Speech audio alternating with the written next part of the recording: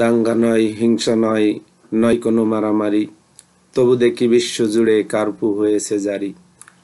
পরাক্রমী মানব জাতি মুখ ঢেকেছে মুখোশে, এই বুঝে গেল চলে প্রাণটা এক নিমিষে। করোনার করল রাহু গ্রাস করেছে বিশ্বকে,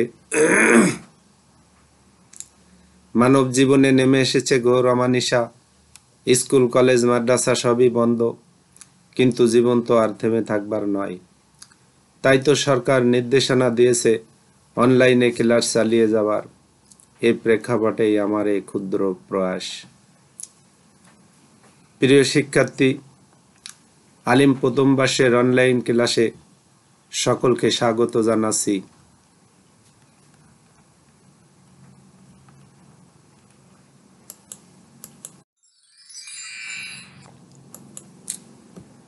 আমি শেখ জুলফিকার আলী, প্রভাষক বাংলা, সালনা নামাজপুর নেসারিয়া আলিম মাদ্রাসা, নামাজপুর, পিরোজপুর।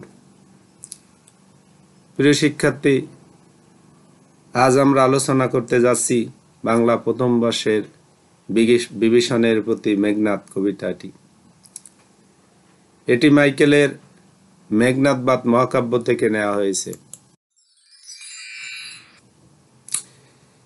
খ্রিস্টপূর্ব 4th অব্দে মহামুনি বাল্মীকি সর্বপ্রথম সংস্কৃত ভাষায় রামায়ণ রচনা করেন।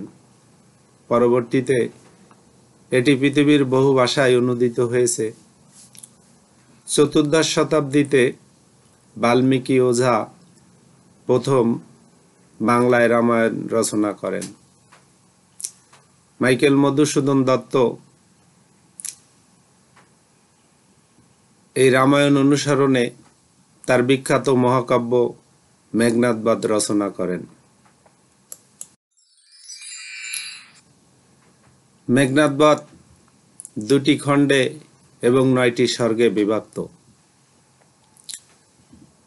এখান থেকে 6ষ্ঠ সর্গের 72টি লাইন নিয়ে বিভীষণের প্রতি মেঘনাদ নাম দেওয়া হয়েছে। প্রিয় শিক্ষার্থী, তোমরা টিভিতে ধারাবাহিক নাটক দেখো। কেউ যদি একটি ধারাবাহিক নাটকের প্রথম, দ্বিতীয়, তৃতীয়, চতুর্থ, পঞ্চম পর্বটি না দেখো, হঠাৎ করে 6ষ্ঠ সর্গ দেখো, তাহলে তোমরা কেউ ওই নাটকের আগামাথা মাথামুন্ডু কিছুই বুঝবে না। তদ্রূপ মেঘনাদবধ কাব্যের প্রথম, দ্বিতীয়, তৃতীয়, চতুর্থ, পঞ্চম পর্ব যদি কেউ না পড়ে, তাহলে 6ষ্ঠ পর্ব পড়ে সে এখান থেকে কিছুই বুঝবে না। প্রিয় শিক্ষার্থী, তাই এটি ভালোভাবে বুঝতে হলে আমাদেরকে এর পিছনে প্রেক্ষাপটে ফিরে যেতে হবে। আসো আমরা এর পিছনে প্রেক্ষাপট কি ছিল সেটি দেখে আসি। আমরা ছবিতে একটি মানচিত্র দেখতে পাচ্ছি। এই যে মানচিত্রে এই যে গোলাকার অংশটি, এটা হলো অযোধ্যা। এই অযোধ্যার রাজা ছিলেন দশরথ। আর এইখানে এই যে গোলাকার অংশটি দেখতে পাচ্ছি, এটি হলো লঙ্কা। এই লঙ্কার রাজা ছিল রাবণ। আর এই হলো পঞ্চবটী বন। এই পঞ্চবটী বনে রাম, সীতা এবং লক্ষ্মণ বনবাসী ছিল।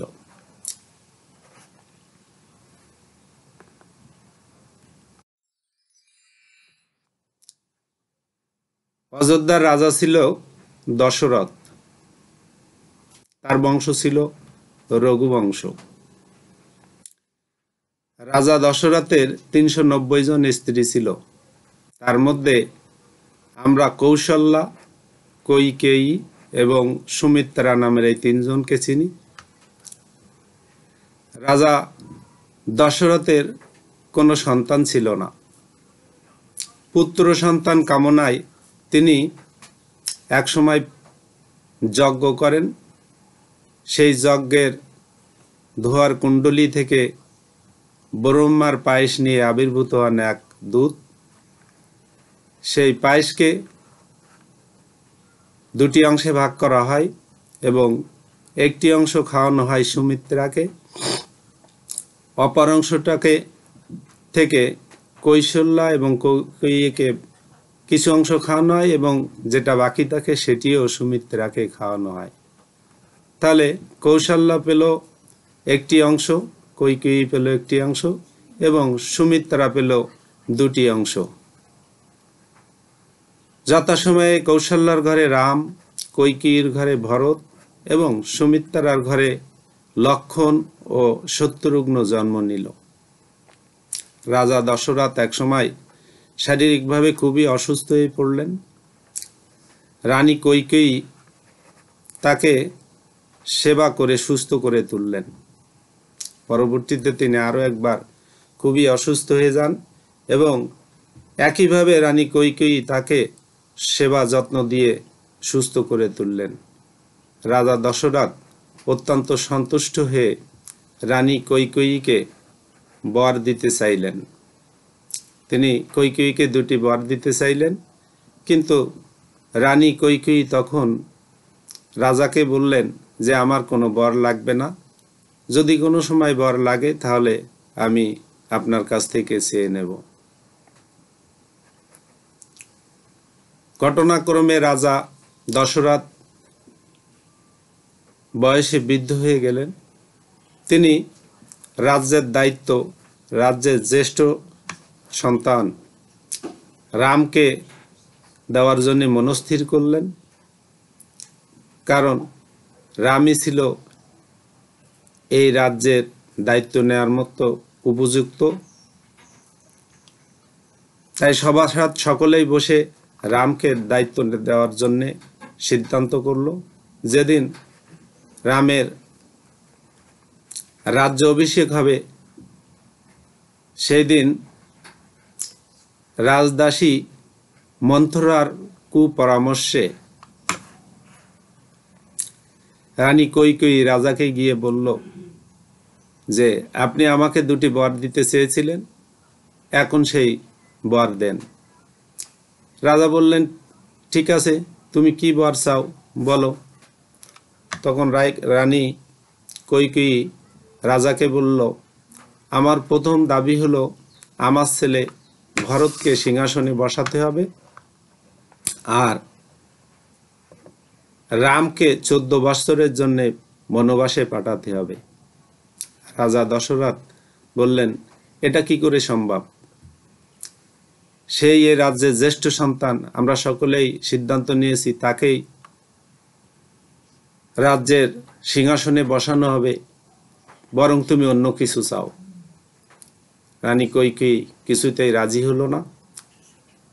রাজা দশরথ খুবই দুশ্চিন্তায় পড়ে গেলেন। এই খবর রামের কানে গিয়ে পৌঁছালো। রাম পিতার কাছে এসে বলল, বাবা, আপনার সম্মান ক্ষুণ্ণ হবে এমন কাজ আমি করতে পারি না, আমি প্রস্তুত বনবাসে যাওয়ার জন্যে। রাম এবং সীতা বনবাসে গেল, তাদের সাথে গেল তার সৎ ভাই লক্ষণ। তারা পঞ্চবটী বনে গিয়ে কুটির স্থাপন করলো এবং সেখানে থাকতে লাগলো। এদিকে লঙ্কার রাজা রাবণ, তার বংশ রাক্ষস বংশ, তারা 3 ভাই, রাবণ, বিভীষণ এবং কুম্ভকর্ণ। রাবণের একটি বিধবা বোন ছিল, নাম শূর্পণখা। শূর্পণখা একদিন পঞ্চবটী বনে ভ্রমণে গেল। তোমরা ছবিতে দেখতে পাচ্ছ, পঞ্চবটী বনে গিয়ে এই যে রাম, এ রামের সাথে তার সাক্ষাৎ হলো। রামকে দেখে সে প্রেম প্রস্তাব করল, কিন্তু রামের স্ত্রী ছিল নাম সীতা, সেটা ঘৃণা ভরে প্রত্যাখ্যান করল। পরবর্তীতে রামের ভাই লক্ষণের সাথে দেখা হলো। লক্ষণ দেখতে খুবই সুশ্রী ছিল। লক্ষণকে দেখে সে আবারও লক্ষণের প্রতি তার সেই প্রস্তাব দিল, কিন্তু এবারও লক্ষণ সেটা ঘৃণাভরে প্রত্যাখ্যান করল। তখন শূর্পণখা ধরে নিল এই সব কিছুর মূলে হলো সীতা, তাই সীতাকে ভক্ষণ করে ফেলতে হবে। এটা লক্ষণ মেনে নিতে পারল না। সে তার হাতের খড়গ দিয়ে শূর্পণখাকে আঘাত করলো এবং খড়গের আঘাতে শূর্পণখার নাক কেটে গেল। তোমরা নিচে একটি ছবি দেখতে পাচ্ছ। এই হলো সীতা, এই হলো রাম, আর এই হলো লক্ষণ। এটা হলো এই পঞ্চবটী বনের চিত্র।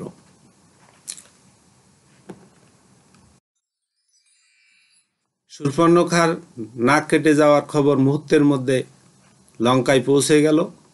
লঙ্কার রাজা রাবণ সে প্রতিশোধ পরায়ণ হয়ে উঠল এবং তার এক সহচর রাক্ষস নাম মারিচ, সে মারিচকে সঙ্গে নিয়ে পঞ্চবটী বনে গেল। মারিচ স্বর্ণমৃগ রূপ ধারণ করল এবং সীতা যে কুটিরে ছিল সেই কুটিরের পাশে ঘোরাঘুরি করতে লাগলো। স্বর্ণমৃগ দেখে সীতা রামকে বলল, আমার সোনার হরিণ চাই, আমার সোনার হরিণ চাই। উপায়ন্তর না দেখে রাম ছুটল স্বর্ণমৃগের পিছে।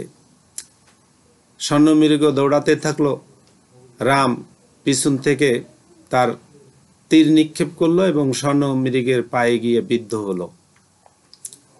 তখন মারিচ তার সমুদ্রিতে ফিরে আসলো এবং কণ্ঠ পরিবর্তন করে রামের মতো কণ্ঠ করে চিৎকার করে বলল, বাঁচাও বাঁচাও। এই শব্দ সীতার কানে গিয়ে পৌঁছালো। তখন সীতা তার দেবর লক্ষণকে বলল, তোমার ভাইকে উদ্ধার করে নিয়ে আসো। কিন্তু লক্ষণ যেতে রাজি হলো না, কারণ লক্ষণ জানতো রামকে কেউ পরাজিত করতে পারবে না, রাম অপরাজিত। কিন্তু সীতার পীড়াপিড়িতে শেষ পর্যন্ত তাকে যেতেই হলো, কারণ সীতা তাকে বলে ফেলল, তুমি আমার প্রতি দুর্বল, এই কারণে তুমি আমাকে ছেড়ে ভাইকে উদ্ধার করতে যাচ্ছ না। তখন লক্ষণ তার হাতে একটি লাঠি নিল এবং লাঠিটি নিয়ে সীতা যে কুটিরে ছিল সেই কুটিরের চারিপাশ দিয়ে একটি গোলাকার বৃত্ত দিয়ে চলে গেল। উদ্দেশ্য ছিল কোনো অশুভ শক্তি যেন গোলাকার বৃত্তের মধ্যে ঢুকতে না পারে। তোমরা ছবিতে দেখতে পাচ্ছ, এই হলো রাবণ, এই হলো সীতাকে হরণ করে নিয়ে যাওয়ার চিত্র। আর সীতাকে নিয়ে এই হলো রাবণের ভাই কুম্ভকর্ণ। কুম্ভকর্ণ একটানা 6 মাস ঘুমাতো আর 6 মাস একটানা জেগে থাকতো। সীতাকে হরণ করে নিয়ে রাবণ এই অশোক বনের একটি কুটিরে আটকায়ে রাখল।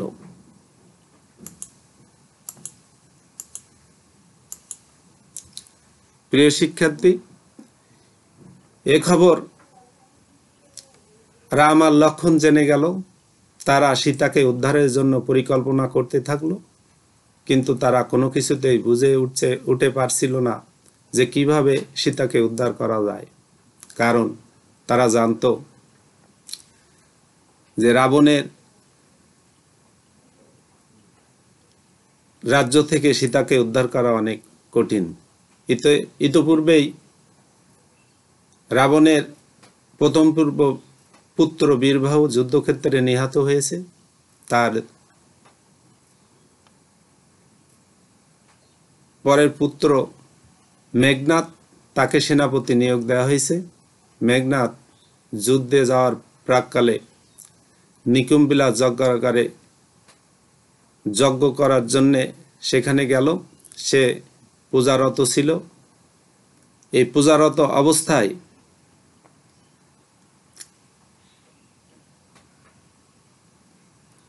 বিভীষণের সাহায্য নিয়ে রাম এবং লক্ষণ সেই যজ্ঞাগারে প্রবেশ করলো। লক্ষণ যজ্ঞাগারে প্রবেশ করলো। লক্ষণ যজ্ঞাগারে প্রবেশ করার পরে মেঘনাদ লক্ষণকে দেখে সে মনে করল তার অগ্নিদেবতা তারপরে সন্তুষ্ট হয়ে তার সাথে সাক্ষাৎ দিতে এসেছে। কিন্তু সে একটু অনুযোগের সুরে বলল, দেবতা,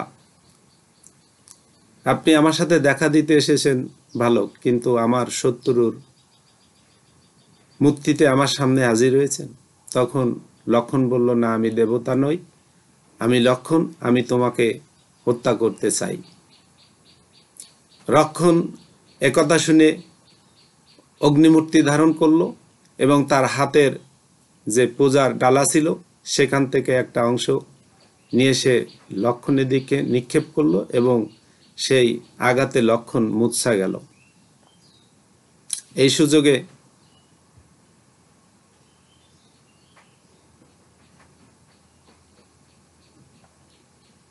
লক্ষণ অস্ত্রাগার থেকে অস্ত্র নিয়ে আসতে গেল, কিন্তু দেখলো দরজায় দাঁড়া আছে তারই আপন চাচা বিভীষণ। তখন তার আর বুঝতে কিছু বাকি থাকলো না। তখন এই বিভীষণের সাথে মেঘনাদের যে কথোপকথন হয়েছিল সেটাই হলো এই বিভীষণের প্রতি মেঘনাদ বধ কাব্যের ঘটনা। প্রিয় শিক্ষার্থী, আজ আর নয়, পরবর্তী ক্লাসে আমরা মাইকেল মধুসূদনের জীবন এবং কর্ম নিয়ে আলোচনা করব। সে পর্যন্ত সকলেই ভালো থেকো, সুস্থ থেকো। ধন্যবাদ সবাইকে।